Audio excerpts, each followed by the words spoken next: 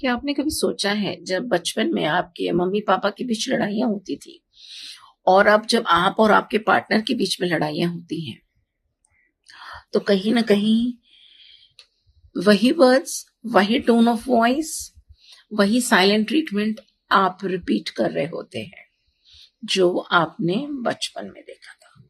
ये सिर्फ एक कोइंसिडेंस नहीं है। बचपन में हमारा माइंड और बॉडी और नर्वस सिस्टम बिल्कुल एक स्पॉन्ज की तरह सेंसिटिव होता है। आसपास की एनर्जी ऑरा को वो एक स्पॉन्ज की तरह से अब्सॉर्ब करता है। आसपास की वाइब्रेशनल और इमोशनल एनर्जी भी वो अब्सॉर्ब करता है। उसे फिल्टर्स नहीं होते। तो जब माँ बाप लड़ते हैं तो हवा में, आसपास में के एनवायरमेंट में तमस और रजस, इन दोनों गुणों की वृद्धि होती है। तमस का मतलब है डार्कनेस, हेवीनेस, और रजस का मतलब है रेस्टलेसनेस, बेचैनी।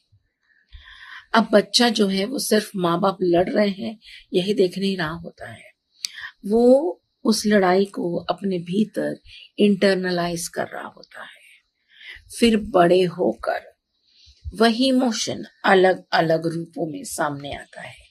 कभी अचानक एंगर के रूप में, कभी अचानक अनएक्सप्लेन्ड सैडनेस वो अनुभव करेगा, कभी अचानक कमिटमेंट या रिलेशनशिप से भागना।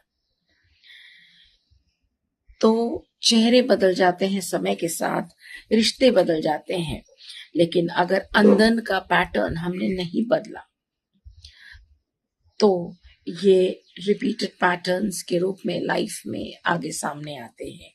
और यही पैटर्न्स जब एक जनरेशन से दूसरे जनरेशन में ट्रांसफर होते हैं तो हम उसे कहते हैं इंटरजेनरेशनल ट्रॉमा और इंटरजेनरेशनल ट्रांसफर ऑफ पैटर्न्स। अब मुझे बताइए, आपको वही कहानी के अगले जनरेशन को दिखानी जरूरी है जो आपको मिली?